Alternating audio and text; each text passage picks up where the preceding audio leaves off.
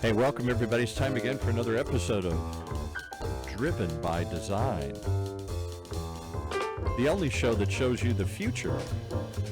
We usually say automotive design. I'm going to say personal transportation here.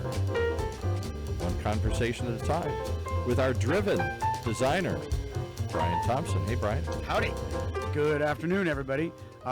Today we have an amazing guest, and I'm very excited to talk to. Don Tashman has brought in to our show for the very first time. We have an actual vehicle on our show. Yes, so we're gonna skew this one a little bit different because personal transportation in the room. In the actual room. We usually this obviously goes out for audio and video, and since we have video, I think this is a very special one. We need to show this. What we're going to talk about today is this electric skateboard, but it's so much more, and you have to see it to appreciate it. So without further ado, let me introduce Don. I'm glad you're here. Hi, thanks for having me. And let's get you to lower your mic a little bit, Brian. There, just lower the mic, just bring it down just a little bit. Like my volume or the position. The physical mic. There you go. All right. Okay. Now we're ready. You're so excited. You're so amped up. I am. About this. I love that we actually have a vehicle in here today. I was looking at this in the lobby when we were outside, and you really have to see it in person. It's all about form and shape, and I'm going to let you introduce it so you can say why is that. Tell me a bit about what this is and what it's for. Sure. We've been building under the Loaded brand and Orangutan brand. We've been building skateboards for close to 20 years now. And what are the two brands again? You said them so quickly. Loaded here. Boards is our skate deck brand, and Orangutan Wheels is our okay. Orangutan Wheels. So the wheels actually have a brand name that's Orangutan. And is that because the wheels are special? They're not just wheels. Mm-hmm. They have something going on back there. Well, in general, we've been doing these wheels since 2008. The wheels that you see over there have a motor built into them, and that's a motor hub. Yeah. So what makes a skateboard wheel different? It looks like it's bigger and it's softer and it's whatnot. There must be something about the design. That's very much our forte, is building really unique urethane compounds to make soft, durable, high-speed wheels. And so the motor. So the special thing about this one is that it's motorized. So we build the boards and the decks. We've been doing that for about 20 years. Okay. And in the past year, we teamed up with a company based out of Barcelona that makes an electric conversion kit, which is unlimited. And so we partnered with them, and this unlimited kit can fit on any skateboard. Okay, so any skateboard could become motorized with this kit. Skateboard. And your company has partnered with them to make your specific board become motorized. No, we partnered with them. We now took over all of everything from marketing to design to distribution. Oh, you took over. That's even better. So they're doing the engineering. They're an amazing engineering And what's team. this company called then? The motorized pack. Does that have another name? Yeah, Unlimited Engineering. Got it. And we've teamed up and we're calling it Unlimited X Loaded as a collaborative Unlimited partnership. X Loaded, and that's if you wanted to find out more about these skateboards at the end of the show, that's what you would look up. UnlimitedXLoaded.com or onloadedboards.com. Excellent. Well, my inclination as a designer, I'm geeking out because I've never seen a skateboard with so much delicate surface. So I want to jump into the design, but I'm going to hold back on that because I want people to understand what it is, what this is first, and then we'll really get into the design and tell some of your inspirations. But what do you do with this? It's first and foremost, I think it's just a lot of fun. Yes. You have a remote control. Handheld remote control. Can I try this? Sure. And so you would stand. You basically would stand on this. Stand on the board. You'd stand on the board, and then you push off. That would be reverse. And do you have to do that goofy stance like he's doing, or do you have to give the goofy surfer stance like that? The goofy stance makes it more fun as well. I want to experience it. This is method acting. I'm going to be okay. So let's turn that on. Oh. And it'll. So for the purpose of safety, we've set it up so that you have to push off and be going at least about 2 miles an hour before it'll engage. Okay. But you can override that by pressing the A button and then forward. Ah! And then if you let go of the A button and move back, it'll start going. And that is a lot faster than it sounds, actually. Listen to this sound. It's it's like a transformer. It is, yeah. It used to be a lot louder, and the engineering team is, they're so talented that they've been able to do so much refinement and efficiency that which interestingly makes it a lot quieter. Is the noise part of it? I never would have thought of that. Like a motorcycle, it's got to be loud. Does it have to be loud, or should this be soft because it's going through urban areas and people can say, turn that thing down? Yeah, it's a bigger question, right? With electric vehicles in general, should they have a noise associated with them? And, it's that's a whole topic into itself. Is that there is so much sound design in a car that from the internal combustion engine, and when they're gone, people are surprised by them. But what I like about this, in this room, this sounds like a sound, but Right. in the actual context Yeah, of you the don't world, really hear it. it's probably silent. It's pretty silent. Yeah. But so you stand and you kind of control this. I do have to feel it. So you like stand and you balance and You then balance. and then you go. Oops, Press the A button with The your A button? top finger, and Okay. now press forward. Oh, okay. And so this would There be you moving go, me and around. then it'd be moving Oh, we you have to do around. like a video demo. Okay. Wow, that's really cool. And so it's a mobility device. This is really about getting people around for the last. So Absolutely. isn't that, now let me challenge you, is this personal mobility? Am I going to use this to get from point A to point B like I would a bike, like I would a motorcycle, like I would a car? Or is this just a kid's toy that's fun to blast around in? Or both? I think that's a fair question. I think it's, I think mobility is a continuum. I mean, I think our boards in and of themselves before the electric aspect are both fun and personal engagement as well as mobility devices. I started off building skateboard. I mean, I grew up skateboarding, but I went out to New York for college and I started building skateboards and longboards in the mid 90s as a way to get around New York City. So it was first and foremost a functional transportation approach. It was also trying to emulate the experience of snowboarding. Oh, interesting. Because it's interesting that you say that because that's where my mind went to immediately. It's kind of like why I stood up because I feel like it's like a surfing aspect to the Yeah. thing more than just like skateboarding tricks and doing that. This is really about moving about. So the interesting thing to me about this board too is this is your creation. This is your life's passion. You started making skateboards, and it has evolved over the last 20 years to 20 years. what we have here. So tell me about that, like. Because what I think is fascinating is there's a passion for skateboarding, but there's a passion for mobility, and if anybody can see his shirt, there's a hint of who his design inspiration Yeah, is. right. And it's good, and it's not one that you would instantly think of. I thought it would be some surf guy that would be his guiding muse. It's not. Yeah, why don't you tell us a little bit about who inspires you? So, well, the shirt, just to jump into that, is based on Charles and Ray Eames's design, and they had a huge impact in the 40s and 50s on modernist design, but particularly on bent wood, and which had a tremendous impact on furniture design and then effectively skateboard design. So Yep. that is a big impact. Now you on- make that leap of faith like it's so seamless, and you just lost me there. So I'm going to take mid-century design, a furniture Mid-century, designer who specialized in bent wood. Yep. What was his name? Charles Ames? Charles and Ray Eames. It was a husband and wife. I've heard the couple. name. They're very famous. Yeah, I don't know much about him. And you suddenly say that's because the board has wood, that it therefore is a seamless extension of that. So in the 40s, Charles and Ray Eames did a really interesting splint. I think it was for veterans of World War II. And they did these, it was a wooden splint. And in order to achieve, it was a multiply wooden splint. And in order to achieve the contours that they did all these interesting relief cutouts in the splint. And that was very radical at the time. Absolutely. And it was also very functional, and very it was fun- beautiful. Exactly. And it coincided with all of these GIs coming home from World War II that now had become familiar with this aesthetic, right? They saw these things. It started to inform mid-century, what became known as mid-century modern design. So if any, people watching this, I assume our audience knows a bit about design, but for the ones that don't, this really created an aesthetic that we now think of as mid-century modern design.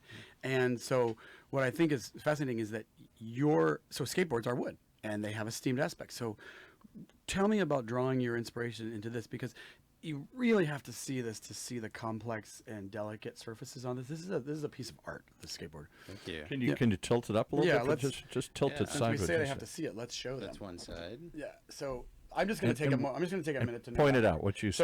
So as an automotive designer, I get really excited about form and shape, and that's what I really want him to get into is the inspiration for how this comes. Because for his board, it's not styling; it's functional. But these little curves here are all delicate. They have these beautiful shapes that are very like muscular and have a lot of tension.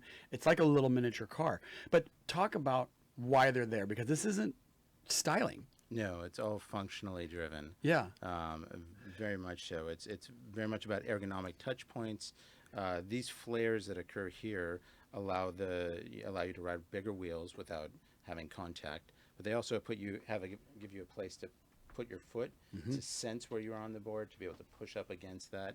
What does that mean? So when you have, because this shape is here, it's giving feedback to you. Yeah, it's giving feedback. Like you have both your feet here, you can push out without looking down on your board. You know where you are. You feel leverage. You have more engagement from the board. But what that also does, interestingly enough, is it stiffens up the board. So if you look at it, there's a couple really subtle things happening. We have a concave through the board. Most skateboards have concaves, which give you a more locked-in feel. This one has a variable concave. If you see, it's deeper in the center. Yeah, it's like a valley. And the way we did that is we designed it, we tried to get a tuned flex characteristic where it's not stiffer in any one point, where the whole flex is continuous. Yeah, the entire board has a bit of crown going this way. Crown is the arc. Right? Yeah, a camber, as we would call it, into nose and tail kicks. So now, I'm an idiot. I thought it was just a flat board. But isn't that wonderful that it's got a? And tell us, why is it not a flat board? Why? Well, hence, it's the primary connotation of the term loaded is because the board is preloaded with energy. It's built up with all this. Both of us went at the same moment. I love it. It's like it's like when you see a semi, an 18-wheeler. Exactly. Empty truck. It's got a bow to it, so that it doesn't sag. Exactly the same thing. And does it help you ride it? The fact that you're saying you're pressing down into it? It does, because you have this dynamic force where as you're standing on it, you're pre-weighing the board, and then you have all this energy to, this lively energy to use to in and out of your turns. Yeah, when you're talking about the sort of feedback to your feet, I'm realizing something. Skateboarders must have really sensitive feet. Yeah. I mean, it never occurred to me that your feet would be like a tool that you use like your hands in a way. Like, and you must have over 20 years. You must have very knowing feet. They must know a lot. So imagine in other transportation, if your feet had played such a role. I mean, I guess your feet do because you walk. Yeah. But your feet in other transportation are taken out of the process, other than you press a pedal. Yeah. Yeah, that's just shifting gears and stuff. But you're really using. It's fascinating. It's a skew, but I love the idea that your feet are really giving you a lot of feedback on what you're doing, and you're maximizing the information. Yeah. Right. Developing with your surface. proprioception. Did they ever ride barefoot or anything just to feel more of it? That seems really, and then you'd fall and it would seems a get little hurt. dangerous. Yeah. And that is historically, skateboarding in the 60s and 70s, coming from the surf background, people would ride them barefoot, and that was kind of because they do ride surfboards barefoot, obviously. right. Yeah. But at these speeds, it's not really the most. If you step off, you can ruin your foot. Yeah. I love that you've sort of tapped into this idea of that as humans we have all of these other senses that we don't really take for granted. Like I know like I used to have a design director in the automotive world that when he wanted to really feel and see a surface on a vehicle, he would pull down his pants and put his butt on the car. What? Yes, and he would slide his butt on the car because he would say your butt is the most sensitive part of your body. Would slide his butt across the car. And that was like the biggest compliment is if he would slide his naked butt on your design, you had a beautiful surface. So my point with this crazy story is that we have all of these other one of surfaces, the things that we do. I used to think it was disgusting and gross, and to call out Pablo in my office, he's always, whenever we get urethane in a new urethane compound, he always bites it. Oh, Your sense of taste of it, not the taste, but the sense of your jaws and the way you sense the urethane. And he's right. He's totally right. And it took me a while. It's like a cheese. It's like a good You cheese. can sense the nuts. rebound. You can sense the feel. You can sense the nature of the compound. Can I give you another silly example? Because I come out of the radio, TV, and film background. Yeah. And one of the quotes I suddenly flashed on is the great Harry Cohn, who built Columbia Pictures, who was a real rough, tough guy, used to judge a film by his butt. If he found himself moving around in his butt, it was too long. He was bored. It was too long. So see, there's all so I love this direction that we have gone because your entire board is the haptic feedback and sensory feedback is all through these senses that are not your eyes. And that's fascinating because if you're riding in traffic, all of this stuff is happening. And I think you've probably just over the years intuited this, right? Because you've been riding skateboards for so long. Were you consciously thinking of these things as you designed this board? Or of how the contours work? or how the feedback was going to get into your feet? Yeah, I think so. I think that's inherently what we do. It's very much about that kind of visceral experience of space is what our forte is, what we're really particularly passionate Say that again. about. What's a visceral It's kinda like experience how- of space? You guys throw these things out and everybody's nodding in the room like, what the hell does that mean? We have my dog here today. He got it. He got it. We'll show him. He had a visceral experience. That's all he lives is a visceral. And I think from board sports, from skiing, from snowboarding, from surfing, as that ability to like lean out into space and have those G forces carry you, that experience is kind of what I don't know, and I think what we would call the stoke. I mean, there's That is the stoke, isn't it? That's what you feel when I've never ridden a surfboard and I've rarely ridden a skateboard, but there is something that stokes people about it. Is that what that means? It's like urban surfing It's just- kind you're of. kind Thing? of you're pushing yourself, you're pushing the physics in ways that you can't really achieve any other way, that just kind of don't feel, there's like this cognitive dissonance in what you're doing, and I think there's something really Like when they take it up and go on a railing, a hand railing or some crazy thing, and they kick this thing up into space. Yeah. I think that's a great segue to talking about the future of transportation, since we do talk a lot about different ways people are going to be getting around in the future versus the past, or areas of the past that are going to be revisited. Do you see this as, like, let's say for a man who runs a business, wanting and hoping it becomes more and more successful, which clearly it is because this is a very sophisticated piece of machinery. Where do you see this going? Like, what do you think's next for these? What's coming? It's a great question. I think we're in the Wild West right now in terms of micromobility.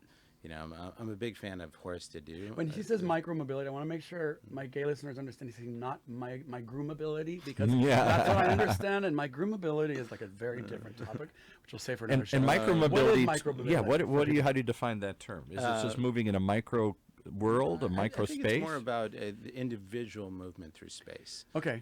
Individual transportation primarily, although I don't think it necessarily has to be limited to purely transportation. It doesn't have to be purely functional, which is where I am particularly excited about it.